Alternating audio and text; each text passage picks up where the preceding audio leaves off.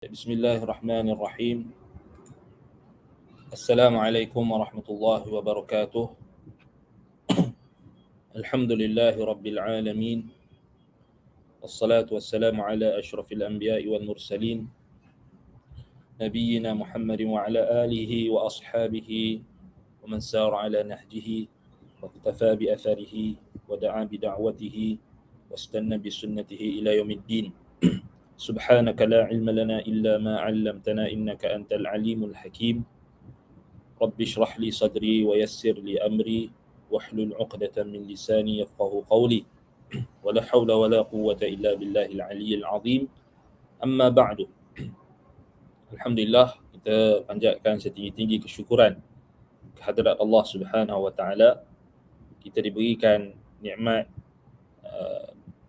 dan juga kesempatan pada pagi ini untuk meneruskan pengajian kuliah Asma'ullahil Husna, bahaskan berkenaan dengan nama-nama Allah yang maha indah lagi mempunyai sifat yang tertinggi.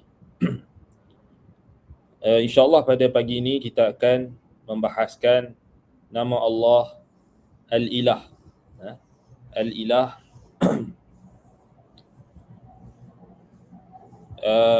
iaitulah yang bermaksud Allah yang maha disembah, Allah yang satu-satunya disembah, true God, the true God, satu-satunya Tuhan yang benar, satu-satunya ilah, yakni yang disembah, yang diibadahi dan dipatuhi segala suruhan dan larangannya. Baik, jadi nama Allah Al-Ilah, Al-Ilah dalam Al-Quran datang dengan lafaz yang sangat banyak, tetapi dengan adanya idhafah, dengan adanya sandaran kepada dhamir, yakni kata ganti nama, merujuk kepada Tuhan kamu, ilah kamu, dan sangat banyaklah dalam Al-Quran, antaranya dalam surah Al-Baqarah ayat 163 misalnya, Allah Subhanahu wa taala berfirman, wa ilahukum ilahun wahidun la ilaha illa huwar rahmanur rahim. Dan ilah kamu, sembahan kamu, Tuhan kamu yang kamu sembah itu satu. Ilahun wahidun, sembahan yang satu, yang esa. La ilaha illahu ar-rahmanur rahim. Tiada ilah yang berhak disembah melainkan dia Ar-Rahman Ar-Rahim. Itu dalam surah Al-Baqarah. Dalam surah An-Nahl ayat 22, Allah Subhanahu wa taala berfirman, ilahukum ilahun wahid falladzina la yu'minuna bil akhirati qulubuhum munkiratun wa hum mustakbirun. Ilahukum, sembahan kamu, Tuhan yang kamu sembah itu satu, ilahun wahidun falladzina la yu'minuna bil akhirati qulubuhum munkiratun wa hum mustakbirun. Dan orang-orang yang tidak beriman dengan hari akhirat, hati-hati mereka itu munkiratun, mengingkari. Hati-hati mereka itu mengingkari, yakni tauhid. Qulubuhum munkiratun, hati-hati mereka itu mengingkari. Hati-hati mereka itu tidak beriman dengan hari akhirat. Munkiratun yakni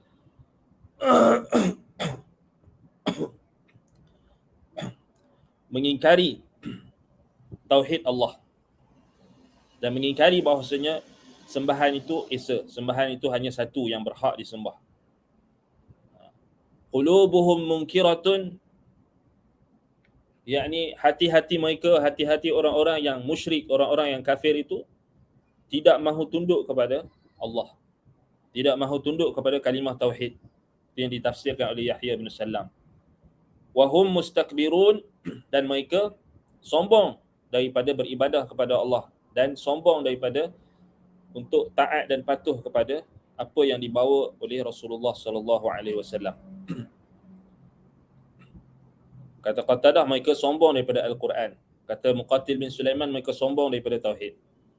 Mereka tak mau tunduk kepada kalimah tauhid. Qulubuhum munkiratun. Tengok dalam surah An-Nahl ayat 22 tu Allah Taala cerita tentang ilahukum ilahun wahid. Dalam surah Al-Baqarah Allah cerita tentang ilahukum ilahun wahid, la ilaha illa huwar rahmanur rahim. Yani Allah mengisbatkan tentang tauhid. Bahawa tiada ilah yang berhak disembah melainkan Dia, Ar-Rahman Ar-Rahim. Dia Maha Pengasih, Maha Pemurah lagi Maha Mengasihani. Maknanya kalau kamu tahu Allah Taala itu Ar-Rahman Ar-Rahim, maka nescaya kamu akan mentauhidkannya. Itu konteks dalam ayat surah Al-Baqarah ayat 163. Dalam surah An-Nahl ayat 22 dalam konteks Allah Taala nak menyebutkan tentang golongan yang mengingkari. Qulubuhum munkiratun wa hum mustakbirun. Ilahukum ilahun wahid. Ilah kamu, sembahan kamu yang benar, Tuhan kamu yang sepatutnya kamu sembah satu saja. Dan orang-orang yang tidak beriman dengan akhirat, hati-hati mereka itu mengingkari. Qulubuhum munkirah. Hati-hati mereka itu mengingkari. Tak mau tauhid ke Allah. Nak juga sembah berhala. Nak juga minta daripada wali.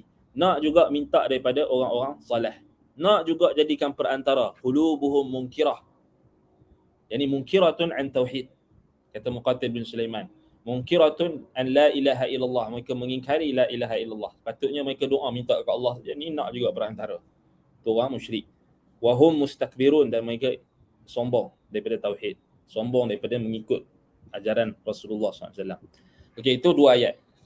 Dalam surah Al-Kahfi ayat 110 Allah Ta'ala kata apa? Ilahukum juga. Qul innama ana basyarum mithlukum yuha ilayya annama ilahukum ilahun wahid.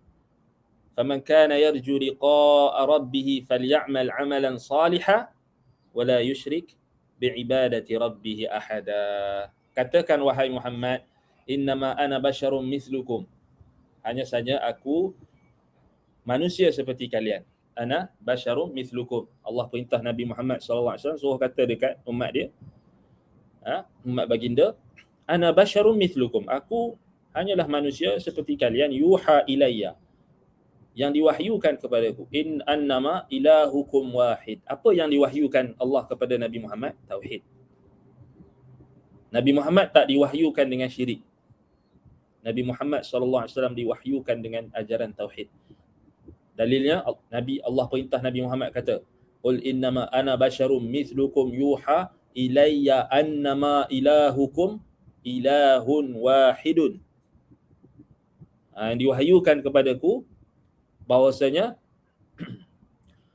sembahan kamu, Tuhan kamu, ilah kamu yang berhak kamu sembah hanyalah ilah yang satu. Yang maha satu. Ilahun wahidun. Tuhan yang berhak disembah hanya satu saja. Faman kana yarju liqa'a rabbih faly'amal 'amalan salihan wa la yusyrik bi'ibadati rabbih ahada. Barang siapa yang mengharapkan pertemuan dengan Rabbnya, Tuhan yang menciptakannya, maka hendaklah dia beramal dengan amalan salih.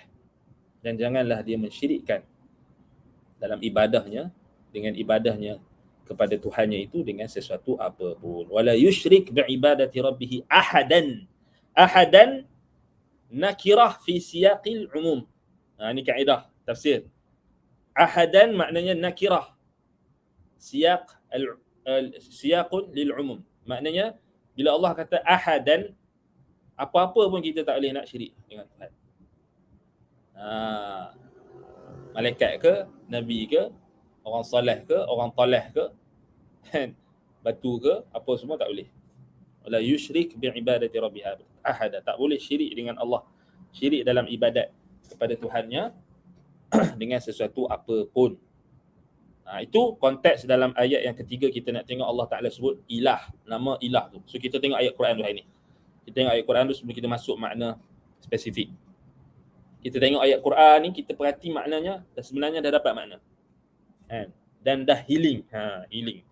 Orang hari ni duk sembang pasal healing. Dia kata, buku healing. Dia kata ini buku healing, ini buku ilmiah, ini buku itu. Nak dapat kesembuhan ni sebenarnya kena baca Quran lah. Sebab dia kalam Tuhan kita, kalam Allah. Kan? Kalam Tuhan. Jadi anda tak tahulah ada orang tunjuk apa pandangan Ustaz tentang buku healing. Buku healing ni anda pun tak tahu apa. Anda kata tanya dia buku healing ni, dia tunjuk contoh. Dia tunjuk contoh kat anda buku healing kan. Anda rasa dia masuk dalam kategori buku indie kot, indie. Buku budak-budak ni orang duk pergi pesta buku kan. Kita tak sempat nak pergi lagi. Kita tak sempat nak pergi lagi pesta buku. Apa dia tak tahu berjalan lagi ke apa, anda pun tak pasti, tak sempat pergi lagi. Tak tahulah pergi ke tak rasanya. Tapi orang duk tanya. Jadi contoh buku healing dia kata. Buku healing kan, buku healing apa penyembuhan apa benda ingat. Jadi dia tunjuklah, dia snap contoh. Anda tengok tu tak, kita tengok tu tak healing terus. Tak tahulah orang lain, pandangan orang lain dia kata healing lah kan, baca-baca. Tapi aduh, tak tahu nak cakap apa. Buku dia nak bagi tahu berapa, taklah kata tebal sangat, taklah kata nipis lah. Tapi nak kata pertengahan. Buka dalam tu tulisan dia, kita tengok kertas kosong tu banyak, tulisan dia sikit je. Tu ayat dia bunga-bunga sikit ni. Tu orang kata healing. Bagi anda membazir. Patutnya kertas tu boleh dimanfaatkan dengan tulisan yang ilmu lah, tulisan yang maknanya yang tulislah dengan bagi sampai maklumat kan, cerita ke apa, bagi ni lah, ini tulis kecil, tulis sikit kosong banyak. Tak tahulah trend kan, orang kata dia kata mereka kata buku healing trend. Ana geleng kepala. dia tak, dia tanya nak healing apa, ana kata nak healing baca Quran lah. Buka Quran free. Buka Quran, buka terjemahan Quran, buka tafsir Quran, translation kan. Ikut kelas-kelas tafsir Quran kan. Buka ikut apa dia kelas apa tadabbur, terjemah apa dia tafsir Al-Quran kan. Apa dia Asmaul Husna, ni contoh healing lah, healing kan. Maknanya dengan kita memerhatikan ayat-ayat Allah tu lah apa dapat menyembuhkan hati kita, hati yang duka ke lara ke apa benda ke semua. Allah Ta'ala dia Asy-Syafi, dia Maha Penyembuh, dan Allah Ta'ala turunkan Quran ni sebagai syifa dan rahmat untuk orang-orang beriman, penyembuh. Jadi baca Quran lah kan kalau nak healing. Setakat nak beli buku cerita ke apa tu, nak baca sekadar nak baca santai-santai, tak ada masalah. Tapi jangan jadikan healing kita tu pada buku-buku macam itulah indie apa. Ana pun tak faham lah budak-budak muda zaman sekarang ni dia suka baca buku macam tu ke apa kan. Tapi dia lebih menyebabkan orang jadi galau, jadi tak tentu arah. Kan, mengimbau kisah-kisah silam. Jadi macam dulu orang panggil apa dulu, buku dulu apa panggil, buku novel cinta kan, apa Jiwang macam itulah. Kalau tanya ana peribadi tak minat kita baik buku tu buku yang ilmiah, buku yang ada maklumat yang bermanfaat, buku ilmiah tebal sikit. Kita beli pun perhati ni buku dia kertas kosong banyak. Tak tahulah kan. Trend zaman lah ni. Budak-budak suka baca pun malas-malas baca kan. Dia nak baca hak sikit-sikit je. Kadang-kadang tu pelik juga buku-buku macam ni dapat anugerah lah benda kan. Kadang-kadang tu dia copy paste daripada Twitter, daripada Facebook punya status je tu letak. Tu kertas kosong dia tu banyak membazir betul. Dulu-dulu orang dulu ni kertas ni dia nikmat, kertas ni dia gunakan dengan sebaiknya. Sekarang ni pasal kita kertas ni mudah sangat. Jadi dia tak hargai Jadi dia buat kertas kosong tu banyak. Mungkinlah nak catat nota ke apa tapi nampak tak ada apa pun. Allah musta'an. Baik. Jadi tu healing kan. Healing ni dengan Quran, dengan sunnah. Healing kita ni dengan mentadaburi ayat-ayat Allah, dengan melihat nama-nama Allah, memerhatikan, muhasabah diri kita dengan apa kita kata dengan kita koreksi diri kita, apa tengok, perhatikan, tadabbur ayat-ayat Allah, dan juga nama-nama Allah itu termasuk, termasuk tadabbur ayat-ayat Allah, nama-nama Allah, sunnah Rasul. Itu. Baik, dalam surah Al-Kahfi tu jelas, innama apa dia, qul innama ana basyarum mithlukum yuha ilayya annama ilahukum ilahun wahid. Maknanya seruan kepada la ilaha illallah, seruan kepada ilah yang satu, sembahan yang satu ni adalah seruan tauhid. Kalau kita faham konteks ayat-ayat yang sebut tentang ilahukum wa ilahukum, inilah kita akan faham macam mana ulama istimbat daripada ayat-ayat ini mengeluarkan adanya pembahagian tauhid itu kepada rububiyah dan uluhiyah. Tu je. Yang orang duk bising kan, kata tauhid 3 ni tak ada lah, bid'ah lah, tauhid 3 ni tak betul lah, apalah. Bacalah ayat Quran tu bagi betul. Kan? Qul innama ilahukum ilahun wahid wa ilahukum ilahun wahidun la ilaha illa huwar rahmanur rahim. Ilahukum ilahun wahidun. Qul innama ana basyarum mislukum yuha ilayya annama ilahukum ilahun wahid. Kalau tak ada perbezaan, nescaya datang dalam satu ayat je lah. Rabbukum rabbu abaikumul awwalin rabbukum alladhi khalaqakum. Tak, tapi Quran datang dengan perbezaan antara konsep rububiyah dan uluhiyah tu. Dan asma wa sifat kan, sebahagian ulama keluarkan. Asalnya asma wa sifat tu masuk dalam rububiyah juga, kan? Tapi ala kulli hal, baca Quran, kan? Dan perhatikan makna, kan? Baru kita akan nampak. Baik. Dalam ayat yang berikutnya dalam surah Taha ayat 88. Tadi dah ayat ketiga, ayat keempat. Kisah tentang Samiri, fitnah Samiri terhadap Bani Israel. Apa dia? Fa akhraja lahum ijlan jasadan lahu khuwar faqalu hadza ilahukum wa ilahu Musa fanasiya. So di sini dalam surah Taha ayat 88 ni permulaan menceritakan tentang salah guna kalimah ilah dalam perkara yang syirik. Maka Samiri pun fa akhraja lahum ijlan jasadan lahu khuwar.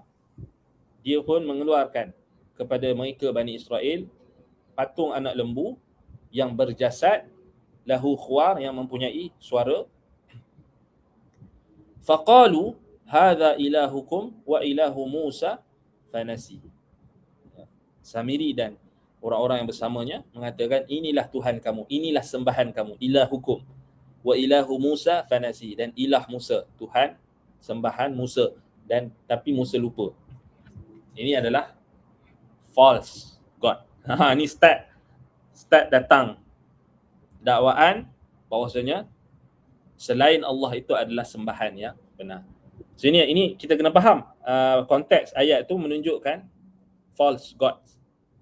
False gods maknanya Tuhan yang palsu, sembahan yang palsu.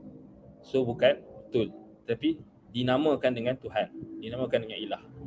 So Samiri didakwa patung anak lembu tu sebagai ilah, kan? So itu dalil dia. So, dia kata ilah maknanya sembahan yang patut kamu sembah. Kan?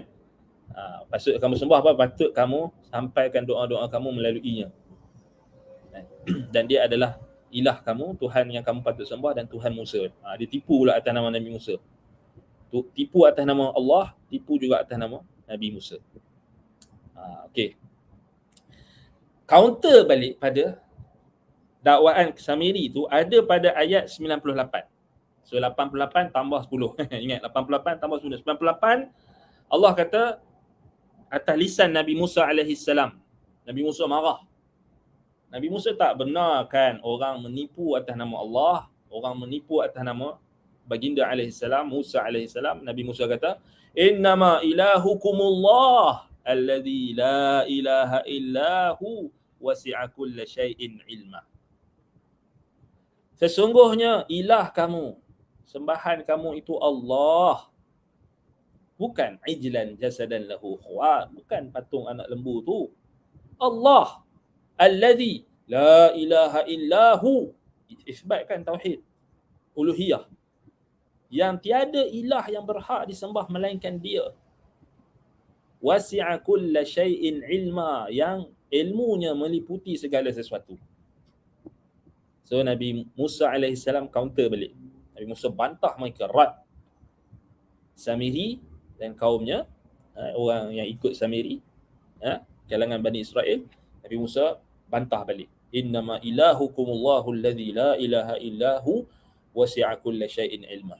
Kalau kita baca ayat ni, kita baca daripada awal sampai habis tu, kita sedih. Dia akan rasa sedih. Dan Nabi Musa AS, nada dan intonasi Nabi Musa ketika itu kita dapat faham. Bercampur antara marah, sedih, duka cita. Innama ilahukumullahu alladhi la ilaha illahu wasi'a kulla syai'in ilma. Kan? Kalau kita tengok Nabi Musa AS marah kan, dalam pertengahan ayat tu Nabi Musa marah. Sebab hak Allah telah dilanggari. Jadi itu buat syirik. Buat syirik pun dia mengaku, dia kata benda yang dipersyirikkan tu adalah ilah. Kan? Mempunyai sekutu dengan Allah. Maknanya sekutu dengan Allah, syarik. Kan? Ilah kat situ. Dalam surah Al-Anbiya ayat 108 ada juga ayat yang menyebutkan tentang ilah. Allah kata, qul innama yuha ilayya annama ilahukum wahidun fahal antum muslimun. Katakan wahai Muhammad, sesungguhnya aku diwahyukan, yakni diwahyukan kepadaku bahawasanya ilahukum ilahun wahid. Ilah kamu, sembahan yang benar, yang patut kamu sembah, ilahun wahid, sembahan yang satu. So kalau kita tengok ayat-ayat ni semua, ilah ni maknanya makluh, ma'bud. Yang orang Arab faham, ilah ni maknanya yang disembah. Yang disembah. Orang Arab tak faham ilah ni yang mencipta. Tak. Orang Arab faham ilah ni maknanya makluh, yang disembah, ma'bud. Siapa yang kata ilah ni maknanya mencipta saja, memang dia sesat lah. Dia sesat, jauh daripada bahasa Arab yang fasih, jauh daripada Quran, jauh daripada sunnah. Nampak? Fahal antum muslimun, adakah kalian, kenapa kalian tidak menyerah, tidak Islam kepada ilah kamu yang satu. Dalam surah Al-Hajj ayat 34 Allah kata, walikulli ummatin ja'alna mansakan liyadhkuru smallahi ala ma razaqahum min bahimatil an'am fa ilahukum ilahun wahid falahu aslimu wa basyiril mukhbitin.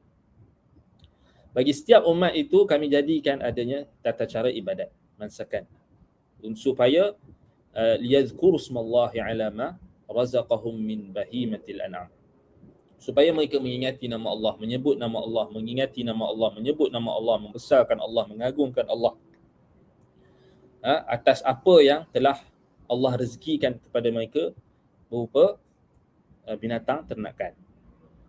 Kemudian tengok Allah kata, fa ilahukum ilahun wahid.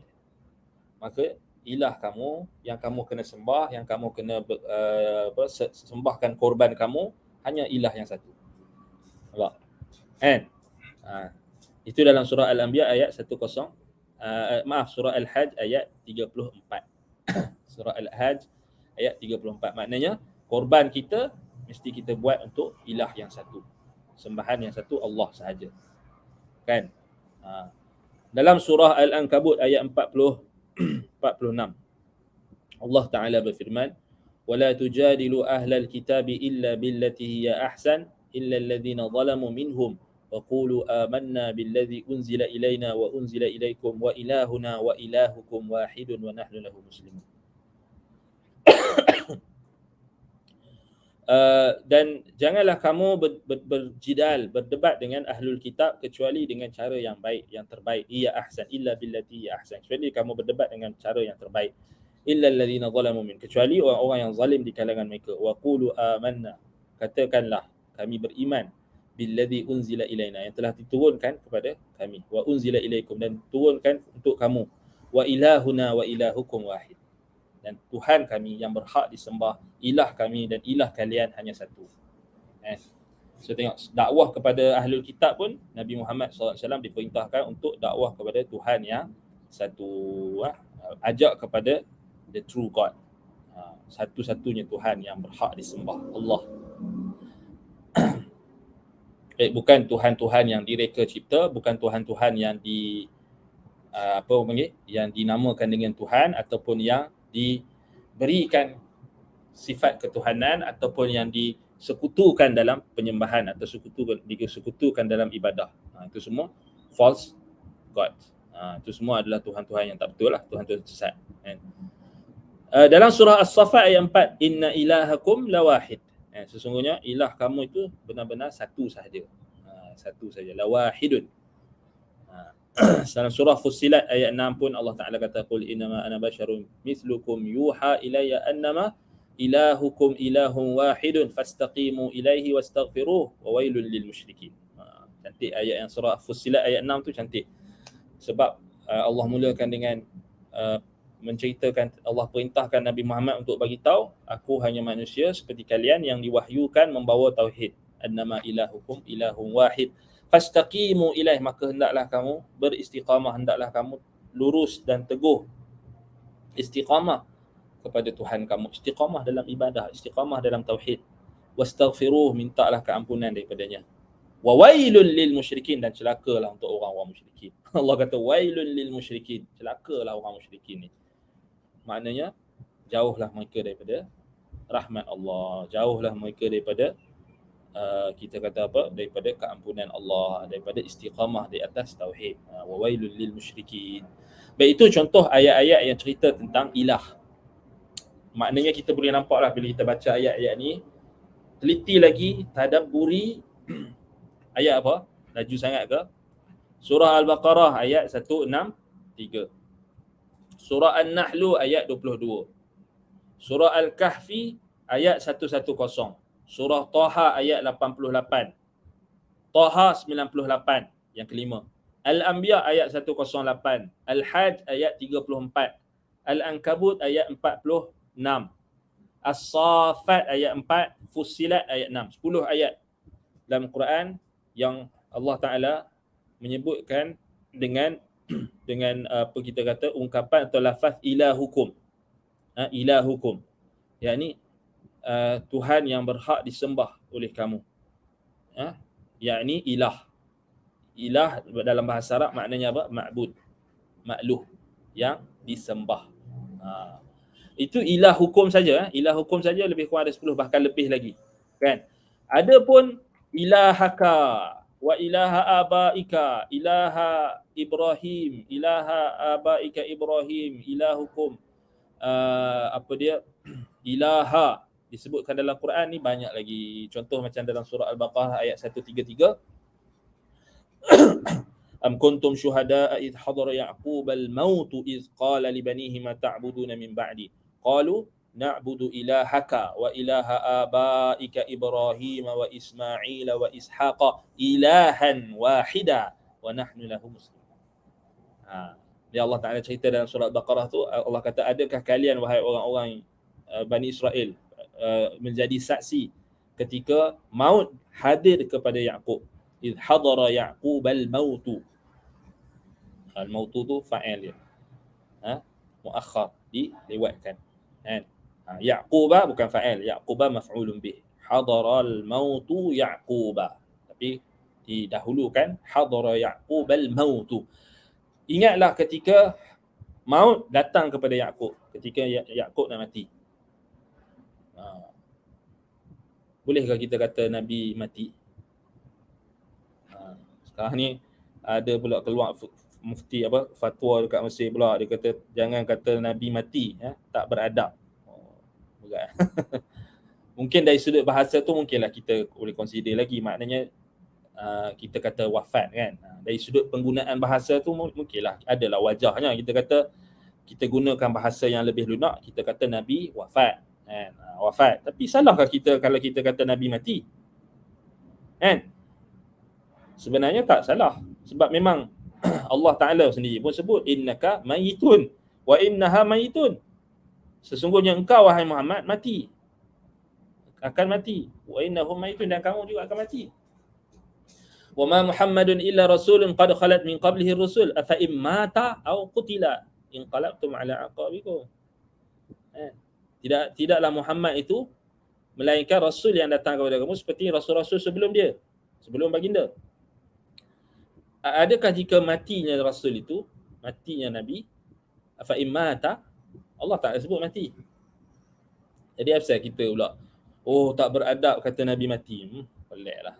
Kalau kata penggunaan bahasa tu kita guna wafat kan, tak ada masalah lah, tak ada isu. Tapi kalau nak kata nabi tak mati, tu ada makna tu. Ada makna dia nak kata nabi tak matilah. Tapi dia hanya mula dengan adab. Beradab, tak beradab apa tak beradabnya Quran sebut. Macam sebelum ni lah, baca surah Tabbat Yada Abi Lahabin wa Tab pun tak beradab. Ini memang khawajar. Allah Ta'ala pun yang sebut.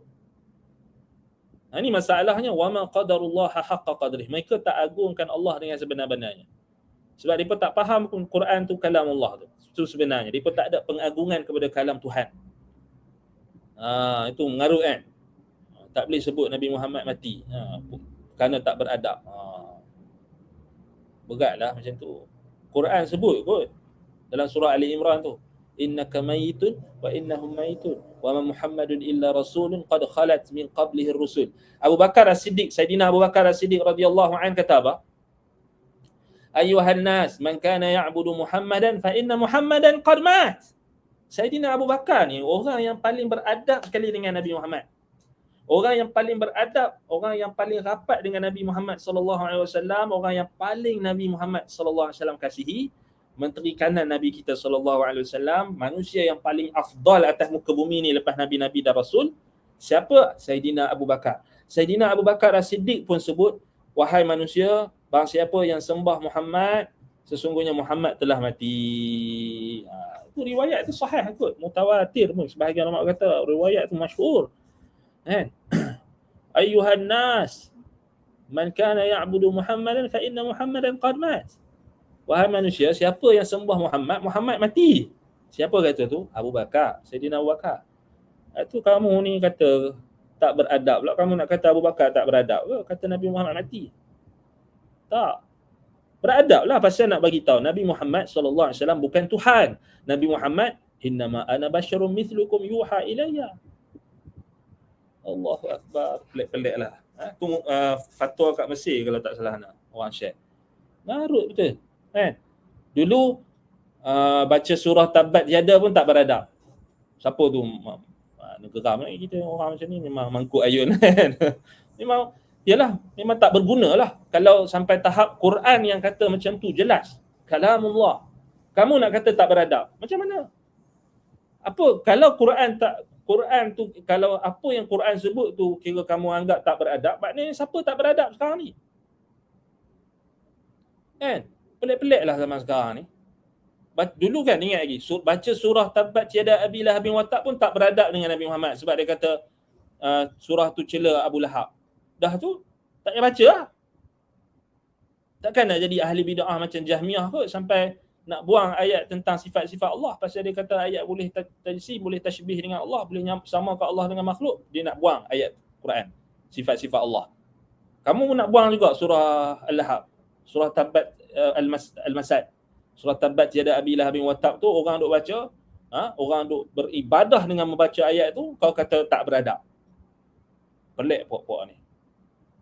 Maksudnya apa? Hati dia pun tak ada pengagungan kepada Allah. Kan? Lepas tu yang baru ni latest kata tak boleh cakap Nabi Muhammad mati pula. Tak beradab. La haula wala quwwata illa billah. La haula wala quwwata illa billah wallahul musta'an wa alaihi at-tuklan. Teruklah kita kata sampai tahap tu sekali. Tak dia kata itu sebab pentingnya kita kena pegang teguh dengan Quran dan sunnah. Bukan kita hanya ikut saja siapa-siapa saja keluar fatwa, ulama keluar fatwa apa pun tak ada langsung kita nak selidik dulu kan. Tak mau buat bandingkan dengan Quran dan sunnah, susahlah. Ingat ulama cakap je betul belaka. Tak semestinya. Itu fatwa apa macam tu kan. Kalau dia tak itlakkan, tak umumkan, dia kata lebih baik kata wafat tu, mungkinlah ada wajahnya dari sudut penggunaan bahasa ni, tapi kata sampai kata tak boleh kata Nabi Muhammad mati, tak beradab. Apa dia tak beradab pulanya? Sayyidina Abu Bakar kata. Kan? fa inna Muhammadan qad mat. Siapa yang sembah Muhammad, Muhammad mati. Siapa yang sembah Allah, Allah tak mati. Allah Maha hidup. Tauhid. Pelik betul. Tahu dah, kita tahu sebab dia nak bawa ke arah pada pelik-pelik lah. Agungkan Nabi Muhammad sama level macam Tuhan. Last sekali nak kata Nabi Muhammad tak mati lah. Itu je sebenarnya, dia step by step syaitan punya cara tu. Mula-mula kata tak beradab, lama-lama orang pun lupa, orang pun tak baca Quran, orang pun kata betul lah ustaz kata, betul lah Tok Syekh kata, betul lah mufti kata. Orang pun malas baca Quran. Lama-lama anggap benda tu betul. Kan? Tak betul lah. Kan? Dah Quran kata jelas kot. Wa Muhammadun illa rasulun qad khalat min qablihi rusul afa in mata aw qutila in qalabtum ala aqabikum. Kan? Innaka mayyitun wa innahum mayyitun. Allah kata Nabi Muhammad akan mati. Abu Bakar, Sayyidina Abu Bakar paling faham sunnah Nabi, paling faham Quran. Tak ada pun kata sahabat-sahabat kata, "Oi Abu Bakar, kau tak beradab dengan Muhammad, kau tak beradab dengan Nabi Muhammad." Abu Bakar lah orang yang paling beradab dengan Nabi Muhammad sallallahu alaihi wasallam. Kalau Sayyidina Abu Bakar tak beradab dengan Nabi Muhammad, siapa lagi yang nak beradab? Peliklah. Tok Syekh kamu lagi beradab, tok guru kamu lagi beradab. Melampau lah kan? Melampau lah, mengarut lah. Tak betul kan? Jadi dalam surah Al-Baqarah ayat 133, Allah Ta'ala tempelak orang-orang yang Bani Israel, Yahudi, yang mengatakan Allah Ta'ala tegakkan hujah ke atas mereka. Yang mereka kata Ibrahim, Yahudi, mereka kata Israel, Yaqub itu juga agama mereka, Ishaq tu agama mereka. Allah kata, adakah kamu hadir, kamu menjadi saksi ketika Yaqub kehadiran mati. Maknanya hadara Yaqub al-maut, mati itu datang kepada Yaqub, mati itu hadir kepada Yaqub ketika Yaqub, Nabi Yaqub alaihi salam hampir mati. Allah kata mati, maut. Apa masalahnya? Al-maut tu, mati tu makhluk Allah yang akan disembelih, akan dirupakan jadi kambing, jadi kibas, akan disembelih kiamat nanti. Jadi buat apa nak takutnya? Nak kata Nabi Muhammad mati pun tak berani apa, ataupun tak beradab, salah lah, tak betul lah. Bersalahan dengan Quran, sunnah dan juga perbuatan para sahabat. Kan? Ingatlah ketika dia berkata kepada anak-anaknya, iz qala li banihi ma ta'buduna min ba'di. Apa yang kamu sembah selepas matiku nanti? Apa yang kamu akan sembah lepas aku pergi nanti? Apa Nabi Yaqub kata dekat anak dia? Apa yang kamu akan sembah? Ma ta'buduna min ba'di. Kamu nak sembah apa lepas aku mati nanti? Kamu nak berpegang dengan sembahan apa? Agama apa? Qalu, kata anak-anak Nabi Yaqub, yakni anak-anak Bani Israel, na'budu ilahaka, kami akan sembah ilahmu, sembahan Tuhanmu. Wa ilaha abaika, sembahan ilah Tuhan, satu-satunya Tuhan bapa-bapakmu. Yakni bapa-bapakmu Ibrahim, Ismail, Ishaq. Ilah yang mana satu? Ilahan wahidan. Ilah yang satu, Tuhan yang satu. Tuhan yang menciptakan kamu, Tuhan yang memberi kamu rezeki. The true God, satu-satunya Tuhan yang kamu berhak untuk sembah. The deity, the one who alone deserve to be worshipped. Satu-satu saja yang berhak untuk disembah. Ilahan wahidan wa nahnu lahu muslimun. Dan kami menyerah kepada dia, kepada Allah. Nampak? Itu dalam konteks datang dalam konteks sandaran kepada Nabi. Sembahan Nabi Yaqub, sembahanmu wahai bapa kami, sembahan datuk kami, yakni Ibrahim, Ishaq, Ismail, Ishaq. Kan?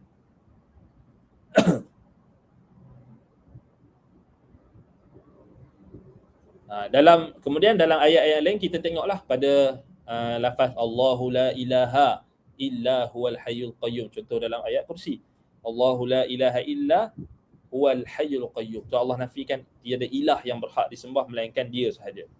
Allahu la ilaha illa huwal hayyul qayyum dalam surah Ali Imran ayat yang kedua kan. Wallazi yusawwirukum fil arhami kaifa yasha la ilaha illa huwal azizul hakim. Ilaha, Allah nafikan tidak ada ilah yang berhak disembah melainkan Allah sahaja. Syahidallahu annahu la ilaha illahu, la ilaha illahu wal malaikatu wa ulul ilmi qa'iman bil qist la ilaha illa huwal azizul hakim. Semua tu ilah, semua tu makna ilah. Allah bersaksi bahawasanya tidak ada ilah yang berhak melainkan dia, berhak disembah melainkan dia. Allahu la ilaha illahu la yajma'annakum ila yaumil qiyamati la raiba fihi wa man asdaqu minallahi haditha. Dan surah An-Nisa sama juga. Innama ilahun wahidun dalam surah An-Nisa ayat 171. Laqad kafara alladhina qalu innallaha thalithu thalathah wa ma min ilahin illa ilahun wahidun. Sesungguhnya telah kafirlah orang-orang yang mengatakan Allah itu ada tiga oknum. Thalithun thalathah, ada tiga bahagian atau ada tiga oknum. Yakni Tuhan Bapa, Tuhan Rohul Kudus dan Tuhan Anak. Yakni yang dikatakan oleh orang Nasrani. Allah kata kafir orang yang kata Tuhan ada tiga. Wa ma min ilahin illa ilahun wahidun. Tidak ada ilah, tidak ada sembahan yang berhak disembah melainkan sembahan yang satu saja. True God. Satu saja sembahan yang kamu kena sembah. Kan? Baik. Dalam surah Al-An'am ayat 19.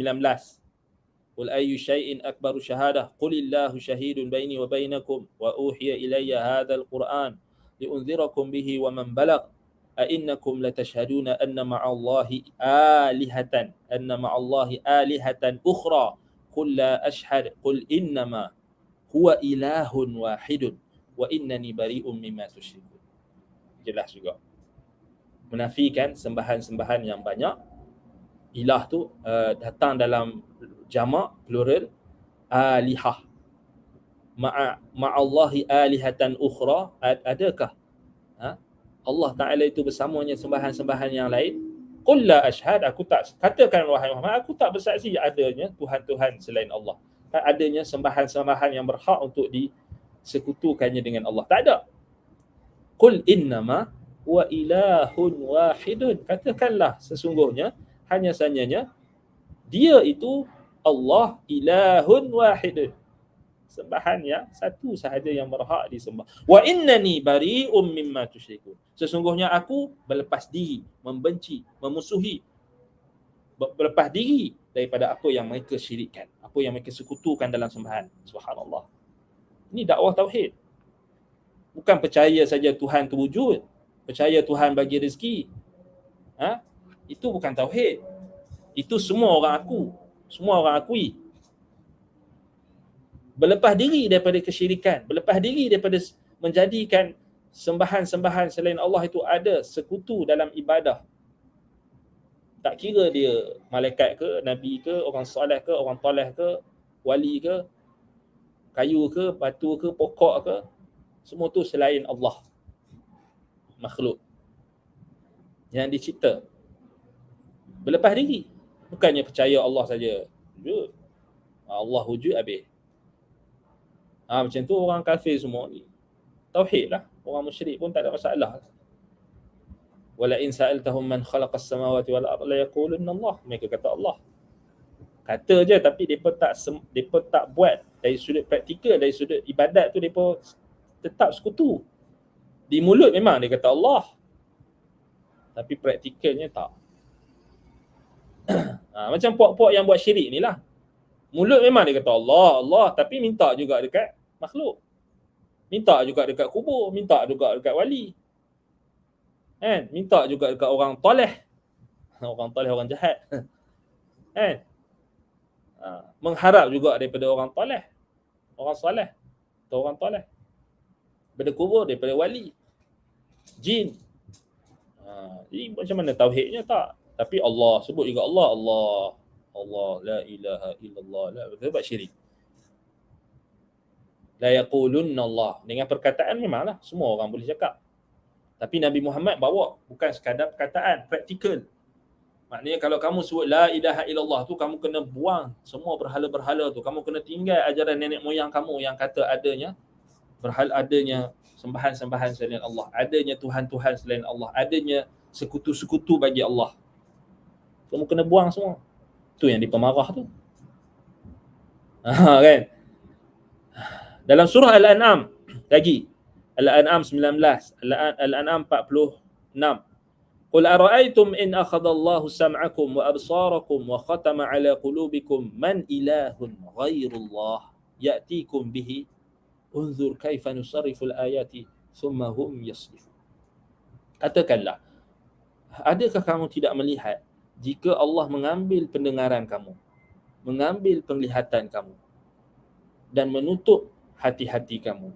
Man ilahun ghairullah ya'tikum bih. Siapakah ilah? Siapakah sembahan? Siapakah Tuhan selain Allah yang akan bawa datangkan kepada kamu, mengembalikan kepada kamu penglihatan dan pendengaran kamu? Ada tak orang yang mampu untuk mengembalikan penglihatan dan pendengaran kalau Allah ambil daripada kamu? Berhala-berhala tu boleh ke? Tok wali kamu tu boleh ke? Kalau kamu hilang pendengaran, hilang penglihatan, Allah ambil daripada kamu pendengaran dan penglihatan kamu, kamu boleh tak minta makhluk tu bawa balik kat kamu, kembalikan penglihatan dan pendengaran kamu? Tak ada lah. Munzur kaifa nusarriful ayat. Lihatlah bagaimana kami menguruskan tanda-tanda ini ayat-ayat kebesaran kami. Dalam surah Al-An'am ayat 102 lagi Allah kata, dzalikumullahu rabbukum la ilaha illahu khaliqu kulli syai'in fa'buduh wa huwa ala kulli syai'in wakil. Demikianlah Allah, dialah Allah rabbukum, Tuhan kamu yang menciptakan kamu. La ilaha illahu. Tengok, ada tak beza antara rabbukum dengan la ilaha illahu? Ada beza dari sudut lafaz. Dari sudut lafaz, rabbukum maknanya rububiyah, Tuhan kamu yang mencipta, mengurus takbir, yang memberi rezeki kamu. Dan sembahan kamu, ilaha, la ilaha illahu. Tiada ilah yang berhak disembah melainkan dia. Khaliqu kulli syai'. Tengok, Allah mulakan dengan rububiyah, kemudian uluhiyah, kemudian rububiyah balik, kemudian tutup dengan uluhiyah balik. Ini antara ayat menjadi dalil bagaimana adanya kelaziman ataupun lazim antara rububiyah dengan uluhiyah. Ini penting. Kita baca Quran, kita kena faham. Zalikumullahu rabbukum. Ya. Allah mulakan dengan rububiyah. Demikianlah Tuhan kamu. Rabbukum, Tuhan kamu. Tuhan, Rabb kamu. Rububiyah, yang mencipta kamu, yang memberi rezeki kamu, mengurus takdir urusan kamu, menghidupkan kamu, mematikan kamu, mengurus takdir urusan kamu. La ilaha illahu, uluhiyah, tauhid uluhiyah. Tiada ilah yang berhak disembah melainkan dia. Maknanya, kalau kamu dah tahu Tuhan kamu yang cipta kamu tu satu saja, yang bagi rezeki kat kamu pun satu saja, yang uruskan urusan kamu satu saja Tuhan, yang bagi kamu rezeki satu saja, jadi sembahan pun satulah. Kenapa kamu tahu, kamu yakin Allah tu satu, tapi tiba-tiba kamu kata ada sembahan lain yang kamu boleh berhak untuk sembah? Tak boleh lah. La ilaha illahu. Tengok, rububiyah, uluhiyah. Kemudian tengok, khaliqu kulli syai'. Yang ketiga, Allah Ta'ala tutup balik dengan rububiyah. Khaliqu kulli syai'. Dia menciptakan segala sesuatu. Ilah yang kamu sembah itu, dia mencipta segala sesuatu. Khaliqu kulli syai'. Fa'buduh. Allah tutup balik dengan uluhiyah. Cantik ayat ni. Fa'buduh, sembah dia. Wa huwa ala kulli syai'in wakil. Tutup balik dengan ayat yang mengandungi rububiyah, uluhiyah dan asma' wa sifat. Wa huwa ala kulli syai'in wakil. Surah Al-An'am ayat 102. Pegang ayat tu. Kemah-kemah. Maknanya dalil menunjukkan lazim antara rububiyah, uluhiyah dan Allah ulang. Ingatkan, rububiyah, uluhiyah, rububiyah, uluhiyah, rububiyah dan uluhiyah. Banyaklah kalau kita nak bawa dalil ni, banyaklah. Bukan ayat ni saja, banyak lagi. Bab tu baca Quran. Rajin mengaji. Bukan asyik qasidah je. Bukan asyik bernasyid je. Baca Quran tu rajin. Zalikumullahu rabbukum, ni kan. Rabbukum, Tuhan kamu yang cipta kamu, bagi rezeki kat kamu. Rabb, rububiyah. La ilaha illahu, uluhiyah. Tiada ilah yang berhak disembah melainkan dia. Khaliqu kulli syai', rububiyah balik, mencipta segala sesuatu. Fa'budu, tuntutan, sembah dia. Uluhiyah. Wa huwa ala kulli syai'in wakil. Rububiyah dan uluhiyah terkandung dalam tu. Dan dalam tu juga ada asma wa sifat. Ilah, khaliqu kulli syai'. Asma wa sifat ni sebenarnya dia ada dalam setiap ayat, ada rububiyah dan uluhiyah tu ada dalam tu. Dia tak terpisah. Itu kita kena faham. Madmun, kandungan. Baca Quran tak faham, lepas tu duk tuduh kata tauhid 3 ni tak betul. Kamu yang tak baca Quran. Kan? Tauhid 3 ni ni puak-puak ni lah, Ibnu Taimiyah saja, ni puak Wahabi lah. Tauhid 3 ni bukan Ibnu Taimiyah yang bawa, bukan Wahabi yang bawa. Ni Quran yang difahami oleh Nabi SAW, para sahabat, salafus salih, ni lah tauhid 3-nya. Kan? Adanya ilah dengan Rabb, maknanya perbezaan lafaz tu pun dah menunjukkan ada pembahagian tu. Bukan maknanya ilah tu satu Tuhan lain, Rabb tu satu Tuhan lain. Mana ada orang faham macam tu? Mana ada ulama salaf faham macam tu? Mana ada Nabi faham macam tu? Quran ni turun dalam bahasa Arab yang fasih, bahasa Arab yang mubin, yang jelas. Quranan Arabiyyan ghaira dhi iwajin, yang tak ada kebengkokan. Jadi kamu kena faham ikut bahasa Arab, fahamlah. Ilah tu bukan Tuhan yang mencipta, ilah tu ma'budun ma'luh, yang disembah. Contohnya cantik ayat surah Al-An'am ayat 102. Dalam ayat 106 Al-An'am juga Allah kata, ittabi' ma uhiya ilaika min rabbik, la ilaha illahu wa a'rid 'anil musyrikin. Ikutilah apa yang diwahyukan kepadamu daripada Tuhanmu, wahai Muhammad, sampaikan kepada umatmu, ikutlah apa yang Allah wahyukan kepadamu. Jangan ikut orang kata, jangan ikut orang ramai. La ilaha illahu, tengok, tiada ilah yang berhak disembah melainkan dia. Wa a'rid 'anil musyrikin, dan berpalinglah daripada orang-orang musyrikin. Jangan ikut kehendak orang musyrikin, tinggalkan mereka. A'rid, berpaling. Orang musyrikin dia nak apa? Nak ibadah pun nak kena pakai perantara dulu. Nak doa pun kena minta kabel dulu. Dikiaskan Tuhan dengan makhluk, tu masalahnya. Kan? Itu masalahnya. Dijadikan itu asal. Itu bukan asal, asalnya tauhid. Lepas tu tawassul yang dibenarkan asma wa sifat, dengan doa orang yang soleh ketika hidup, dengan amalan soleh kita. Kan? Bukannya harapkan amalan soleh orang lain, betul? Kita malas beramal, harapkan amalan soleh orang lain. Tak boleh lah. Kan? Allah Ta'ala suruh minta dekat dia, kita kata ada lagi perantara. Ud'uni astajib lakum. Wa idza sa'alaka ibadi anni fa inni qarib. Kalau hamba-hamba ku tanya tentangku, katakan, ataupun tak payah katakan wahai Muhammad, sesungguhnya aku fa inni qarib. Tak ada qul pun, tak ada katakan pun. Fa inni qarib. Aku ni sesungguhnya aku dekat. Ujibu da'watad da'i idza da'an. Aku akan mustajabkan doa orang-orang yang minta dekat aku. Aku akan bagi. Itu antara contoh-contoh ayat Quran yang menjelaskan konsep ilah. Kita faham daripada ayat Quran tadi, berapa banyak ayat. Jadi nak bagi ayat-ayat tadi, contoh-contoh ayat tadi, berbeza-beza. Siapa yang nak, kalau laju tu dia boleh ni balik, tengok rakaman nanti, boleh apa, kecap balik, ambil balik satu-satu, catat, tak ada masalah. Jadi itu contoh ilah, nama ilah, penggunaan dalam Quran ni, kita faham dulu konsep ilah tu, uluhiyah, ketuhanan yang bermaksud penyembahan, hanya disembah, makluh. Ilah tu yang hanya disembah, selain apa, bukan selain Allah. Allah semata-mata, yang disembah bukan selain Allah, Allah sahaja semata-mata. La ilaha illahu, la ilaha illallah, itulah kalimah tauhid. Kalimah yang memasukkan kita ke dalam Islam. Bukan sebut Allah, Allah je terus masuk Islam, tak kan? Allah Rabbi, tak jadi. Allah, Allahu, buat nasyid pula, tak masuk Islam lagi. Kan?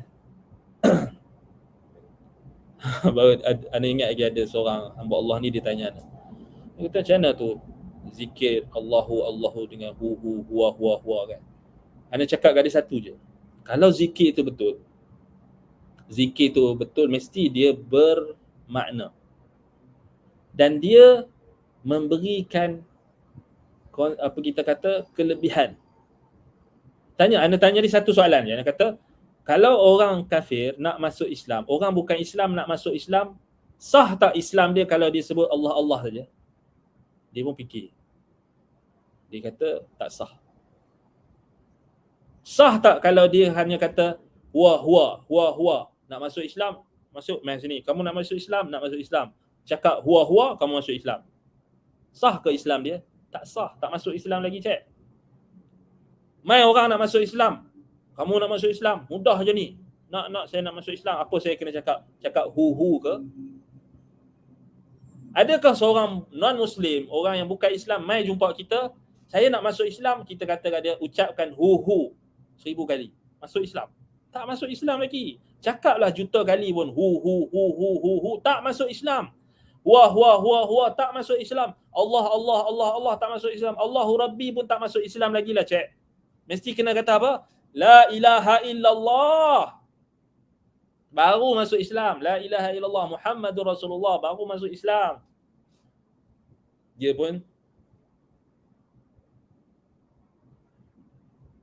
tak banyak tanya dah. Dia kata betul lah tu. Tegak hujah lah. Macam tu je, senang je kita nak bagi kat puak-puak ni.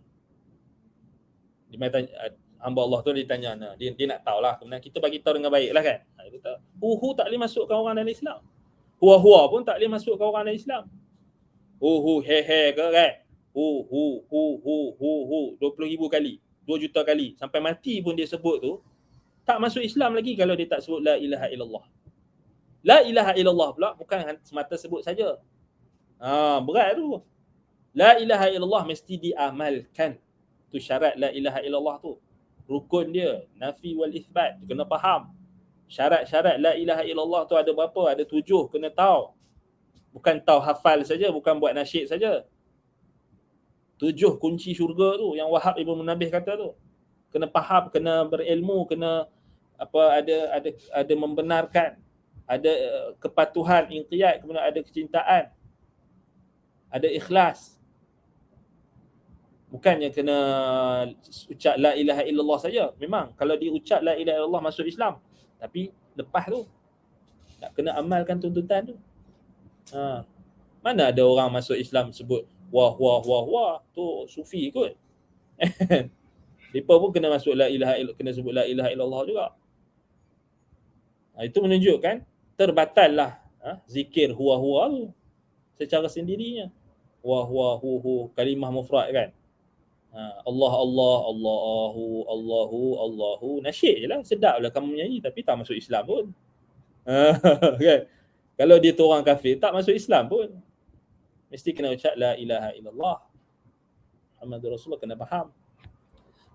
Baik, itu kita kena faham konsep la ilaha illallah. Maknanya ayat-ayat Al-Quran yang kita bagi itu tadi adalah contoh kita nak faham makna ilah.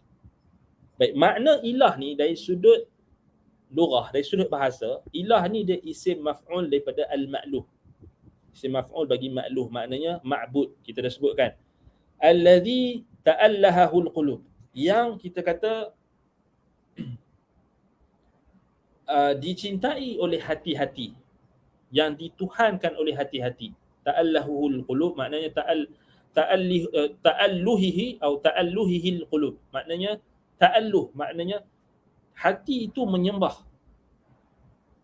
Wa tudhillu lahu, dan ada kehinaan dan kerendahan untuknya. So ibadah ni ataupun makluh ni dari sudut bahasa Arab ni dia ada makna tunduk, zullun dengan cinta. Ketundukan yang menatijahkan kecintaan. Kepatuhan yang menatijahkan ketundukan, ataupun kepatuhan yang menatijahkan kecintaan. Sedia lazim. Sebab itulah al-ilah ni orang Arab faham, dia yang disembah. Kan? Al-ilah orang Arab faham, kullu mattukhidha min dunihi ma'budan ilahun inda muttakhidhihi. Setiap yang diambil, dijadikan sebagai tumpuan bagi hati. Hati maknanya tertumpu kepada objek itu ataupun perkara itu. Sesuatu perkara. Hati yang tertumpu kepada sesuatu perkara, itulah yang difahami oleh orang Arab sebagai ma'luh, sembahan.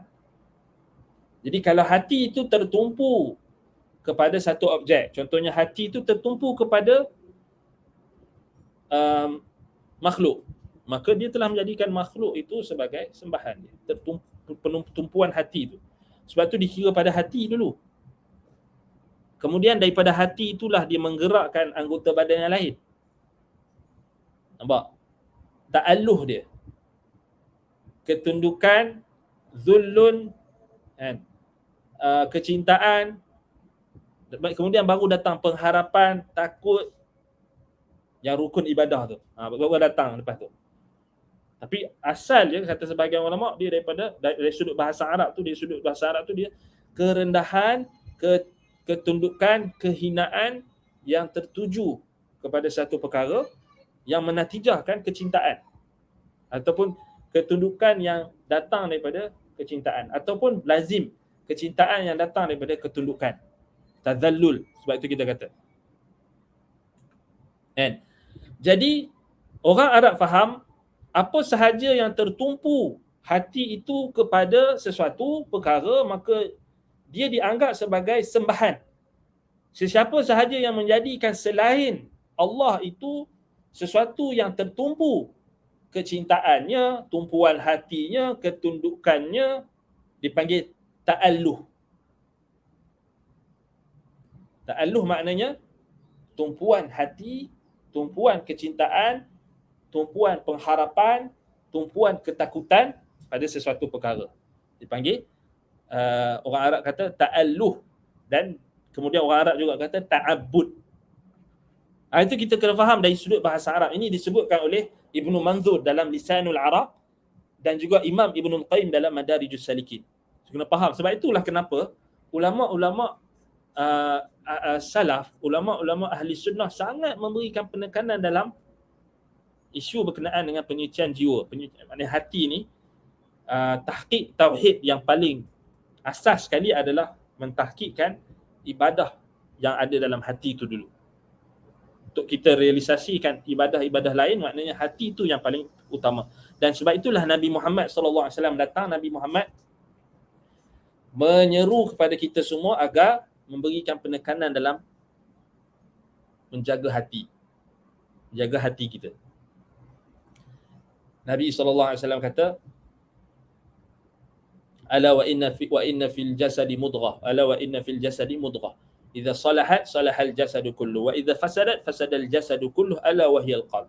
Ketahuilah bahawasanya dalam hati itu, dalam jasad kamu itu ada seketul daging, seketul darah. Jika baik ia, maka baiklah seluruh jasad. Jika buruk ia, jika rosak ia, maka rosaklah seluruh jasad, maka itulah hati. Sebab itu hati ni dia adalah tempat, kita kata, tumpuan bagi peribadatan, ta'alluh kita. So kita tengok orang yang sembah berhala tu, dia datang mana dia sembah berhala tu, sebenarnya datang daripada hati dia, ta'alluh hati dia. Kita keluar pagi-pagi, kita pergi kerja ke apa, kita tengok ada orang bukan Islam letak colok dekat dia punya tokkom. Dia bukan letak tu just letak saja, dia ada ta'alluh dia. Ta'alluh itulah kita kata tumpuan hati dia.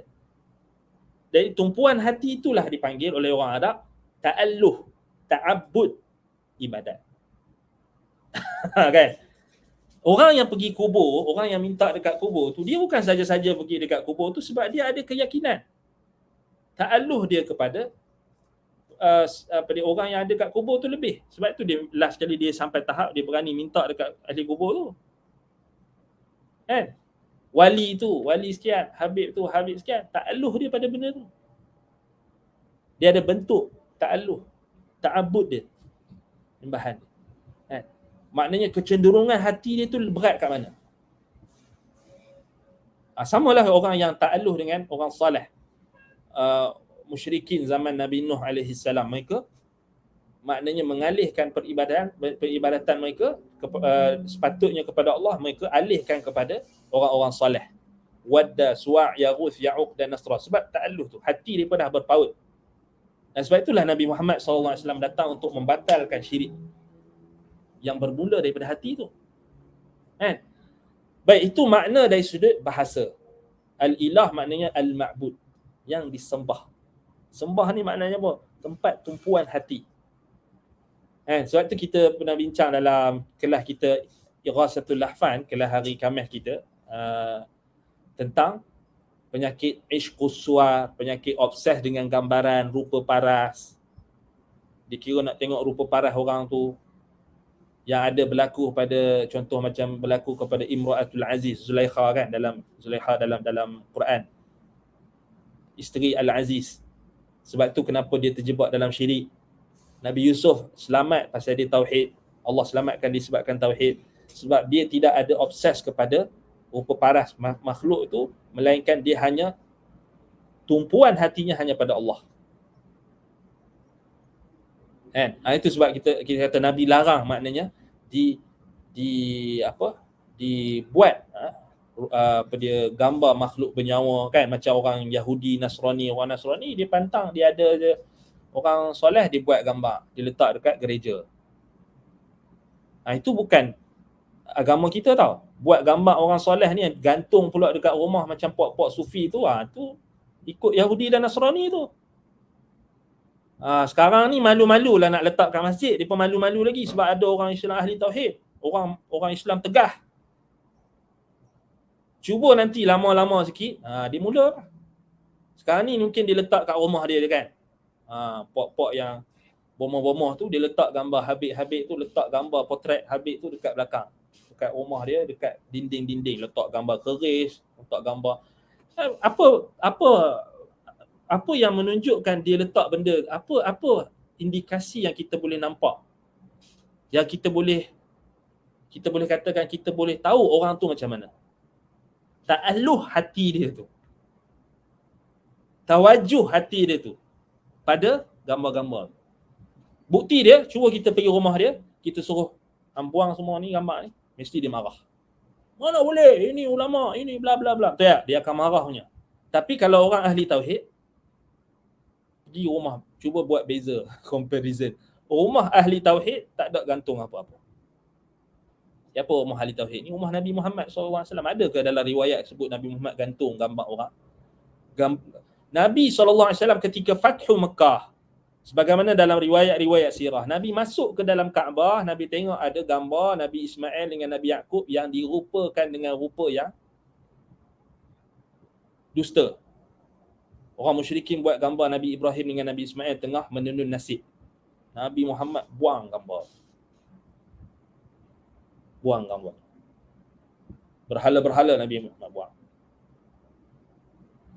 Sebab apa? Ta'alluh, tawajuh tu. Hati tu dah berpaut. Kalau kita tengok orang-orang yang gantung gambar-gambar, sama juga macam orang, kalau kita naik kereta kan, cuba kita naik kereta, cuba tengok orang bukan Islam. Dia letak apa dekat kereta dia? Dia letak hak yang perut buncit tu kan. Perut buncit tu duk ding ding ding ding ding. Tahu perut buncit tu kan. Duk gerak ding ding ding ding ding macam tu. Tengok kan kereta orang bukan Islam. Yang orang Hindu dia letak gambar apa, kadang ada dewa dia tu gajah lah apa benda. Orang Islam letak kalimah Allah kan, kalimah Allah Muhammad. Tu pun tak diperintah pun untuk kita letak. Orang yang tauhid betul-betul ni, dia bukan Tuhan, dia bukan pada gantung-gantung tu. Tuhan dia di dalam hati dia. Ta'alluh dia, peribadatan dia dalam hati. Bukan maksud Tuhan dalam hati dia macam orang Jahmiyah faham. Kita bukan faham macam tu. Maksud Tuhan dalam hati kita ni maksudnya tawajuh kita, ta'alluh kita ni, tumpuan hati kita Allah Ta'ala. Sebab tempat Allah Ta'ala bukan dalam hati kita. Jangan kita salah faham pula. Anda dengar juga orang salah faham. Dia kata Allah di mana? Dia tanya anak dia, Allah di mana? Allah di hati. Di hati kita. Bukan Allah di hati. Allah ni fis sama', di langit yang ketujuh, di atas arash. Ar-Rahmanu 'alal 'arsy istawa, meninggi di atas arash. Ni kita dah bincang atas nama Allah Al-Aliyyu, Al-Aliyyu, Al-A'la, kan? Kita dah bincang dah sebelum ni. Maknanya orang beriman, ta'alluh dalam hati dia tu peribadatan, tumpuan hati dia pada Allah. Tak boleh diukur dengan apa yang dia buat-buat dan reka-reka, dengan dia gantung apa ke tak, tapi hati dia. Sebab itu Nabi Muhammad SAW ketika melihat orang Arab ini menggantung tangkal-tangkal di unta-unta mereka, Nabi suruh Ali hapuskan qiladah, hapuskan gantungan-gantungan yang digantung untuk menolak ain atau untuk menolak mudarat, menolak musibah, malapetaka yang diletakkan di kenderaan. Nabi suruh buang. Sebab Nabi nak ajar kita tauhid. Maknanya Nabi nak ajar pergantungan kita hanya kepada Allah dengan sebab-sebab yang disyariatkan, bukan dengan sebab-sebab yang tak disyariatkan, macam gantung tangkal. Tapi puak-puak tu, puak-puak sufi apa semua ni, cuba tengok mereka. Makin banyak digantung dengan gantung apa? Biji tasbihnya, cincinnya dengan penuh jari kan, cincin ni apa ni, cincin batu geliga ni, batu sakti, batu ini, batu. Tapi ahli tauhid, ada tak kita tengok ustaz-ustaz kita yang ajar tauhid, ajar sunnah pakai apa? Tasbih ke? Gantung tasbih nak tunjuk dia hebat, power ke apa? Tak ada. Pakai jam lah, pakai cincin biasalah. Tapi tak ada i'tiqad pakai cincin tu penuh ni, cincin geliga ni, cincin delima ni, cincin sakti ini, bla bla. Kadang-kadang tu mengarut kan kadang. I'tiqad dia tu. Kemudian pakai dengan biji tasbih besar pula, dah macam orang kata macam Tok Sami pula kan. Tapi dah ikut tasyabuh dengan orang Tok Sami pula tadi. Wallahu musta'an. Jadi tidak, ta'alluh hati kita ini pada Allah Subhanahu wa taala. Jadi kita keluar rumah, ta'alluh kita, ilah kita ni, ilah kita beriman dengan nama Allah ilah ni, ta'alluh kita, tumpuan hati kita. Kita keluar rumah, Allah, Nabi SAW ajar kita baca doa, Bismillahi tawakkaltu ala Allah wala hawla wala quwata illa billah. Keluar rumah, naik kereta, baca bismillah, baca doa, naik kenderaan. Adakah Nabi suruh gantung something? Gantung kat kenderaan kamu, Allah bismillah, tulis kat belakang tu Masya Allah ke, tulis kat ini, letak kat sini, kena gantung ni dulu, kena gantung. Tak, kita ahli tauhid, Nabi ajar kita tawakal kepada Allah, pergantungan kita kepada Allah. Keluar, Bismillahi tawakkaltu ala Allah, bawa kereta, tak payah gantung apa-apa. Itu sebenarnya tauhid. Bergantungan kita bukan pada benda-benda yang dibuat-buat tu, tapi bergantungan kita kepada Tuhan kita Allah. Ambil sebab, pakai seat belt, bawa kereta tu, dah pasang road tax, dah ambil lesen. Itu sebab yang diharuskan. Bukannya buat benda-benda, kena mandi dulu, kereta tu nak mandi jampi dulu kereta. Ada sekarang ni, buat jampi kereta. Dapat kereta baru, jampi dulu. Tak perlu pun jampi. Setakat baca doa keberkatan, ya Allah berkatilah, baca doa yang warid, berkatilah kenderaanku ini, tak ada masalah. Tapi tak perlu pun sampai nak kena mandi bunga lah, apa benda, itu benda yang khurafat lah. Wallahul musta'an. Lepas tu upah pula Tok Bomo, upah pula ustaz, tolong baca ni kereta saya ni jampi sikit ustaz. Kereta saya ni dah kena jin pula. Aduh, kereta pula sabit jin pula. Ngarut ya. Itu menunjukkan ta'alluh, kebergantungan hati kita, tawajuh hati kita. Baik. Jadi itu makna dari sudut bahasa. Baik. InsyaAllah kita akan sambung pada perbahasan yang akan datang, membahaskan tentang makna syar'i, makna dari sudut syarak, makna nama Allah Al-Ilah yang kita nak bincangkan dalam konteks kita kata apa yang Allah Ta'ala kehendaki supaya kita faham dengan nama Allah Al-Ilah.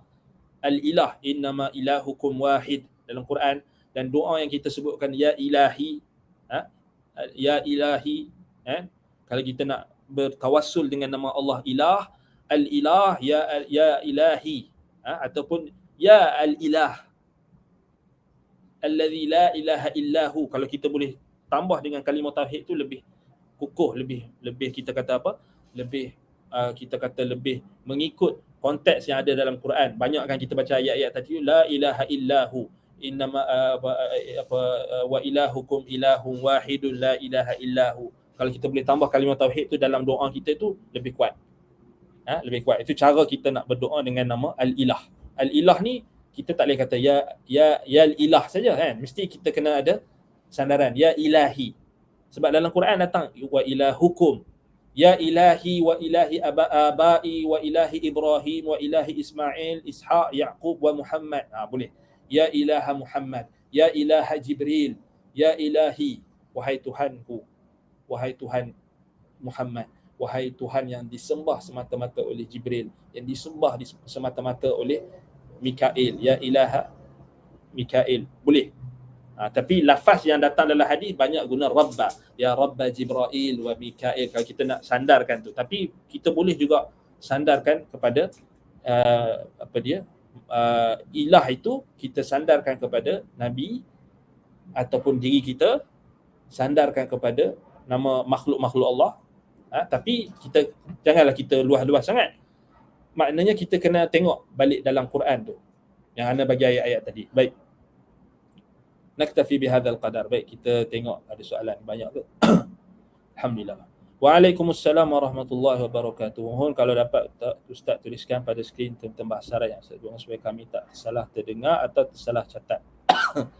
Baik, insya-Allah nanti kita cuba untuk tulis balik. Maknanya sebelum ni kita ada masalah teknikal pada kita punya link StreamYard ni, dia tak boleh detect anda punya iPad. Nanti anda akan cuba untuk tulis balik apa yang term yang kita dah sebutkan supaya tak tersalah catat, tak tersalah catat dalam bahasa Arab term yang kita sebut tadi tu, insya-Allah. Bolehkah dikira ta'aluh juga bila seseorang mula taksub pada individu-individu macam artis-artis atau selebriti atau pemimpin-pemimpin politik dan agamawan?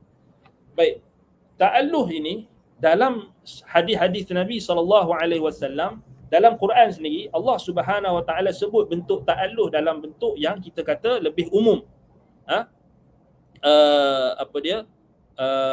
Iaitulah apa? Antaranya adalah apa? Ayat dalam surah At-Taubah. Dalam surah At-Taubah ayat 31 Allah Taala kata ittakhadhu ahbarahum wa ruhbanahum arbaban min dunillah.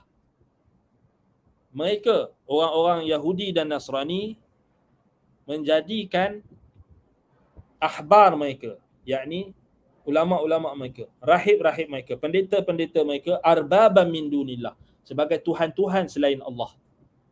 Apa maksud tuhan-tuhan selain Allah itu? Kata Nabi SAW, maknanya mereka menghalalkan apa yang rahib-rahib, pendeta-pendeta, ulama mereka halalkan, dan mereka haramkan apa yang rahib-rahib, pendeta-pendeta, ulama-ulama mereka haramkan. Walaupun ia bercanggah dengan apa yang Allah Ta'ala tetapkan, mereka tetap buat. Sebab itu hadis tentang ini diriwayatkan daripada Adi bin Hatim radhiyallahu an. Dan hadis ini hadis yang sahih. Iaitulah apa? Ya Rasulullah, kata Adi, bila Nabi SAW baca ayat ni, ittakhadhu ahbarahum wa ruhbanahum arbaban min dunillah. Mereka, orang-orang Yahudi dan Nasrani itu menjadikan rahib-rahib mereka, pendeta-pendeta mereka, ahbar mereka, ulama-ulama mereka, orang-orang alim di kalangan mereka, orang soleh di kalangan mereka sebagai arbaban min dunillah, tuhan-tuhan selain Allah. Ya Rasulullah, kata Adi, wahai Rasulullah, inna lasna na'buduhum, kami tak sembah mereka. Makna dalam erti kata kami tak sujud, kami tak sembah mereka, kami tak solat untuk mereka, kami tak sembah mereka. Nabi SAW menegur Adi. Nabi kata alaysa yuharrimuna ma ahallallah fatuharrimuna. Bukankah mereka mengharamkan apa yang Allah halalkan, lalu mereka juga turut, kamu yakni orang-orang Yahudi dan Nasrani yang kamu dulu Adi juga orang di kalangan mereka mengharamkannya, ikut. Kalau orang alim tu kata haram, kamu pun kata dia haram. Kalau orang alim tu kata halal, kamu pun kata halal, walaupun dia bercanggah dengan perintah Allah dan larangan Allah. Allah tak haramkan, dihalalkan. Allah haramkan, dihalalkan. Terbalik. Wa yuhilluna ma harramallahu fatuhilluna. Lalu mereka menghalalkan apa yang Allah haramkan, lalu kamu ikut menghalalkannya. Kata Adi ni dulu dia Nasrani kan. Adi kata bala, bahkan dia tahulah pasal dia duduk dalam agama Nasrani Yahudi, macam tu perangai depa. Ulama depa kata ikut je. Walau bercanggah dengan kitab mereka, tak penting. Yang penting ulama kata halal lah. Ulama kata boleh lah. Ulama kata haram lah. Walaupun bercanggah dengan kitab. Nabi SAW bersabda, fatilka ibadatuhum, dan demi itulah bentuk ibadah mereka. Itulah bentuk ta'alluh. Ibadah tu ta'alluh. Itulah bentuk ta'alluh. Itulah bentuk ibadah kamu. Atau ibadah mereka. Ibadatuhum. Dalam riwayat disebutkan ibadah. Fatilka ibadatuhum. Jadi, taksub pada individu boleh menyebabkan sampai ta'alluh dan ta'abud itu berlaku. Taksub kepada tokoh, taksub kepada, ada yang sembah artis pun ada. Di Korea, dia nak ikut artis kesayangan dia, artis dia tu buat pembedahan plastik, dia pun ikut. Kan?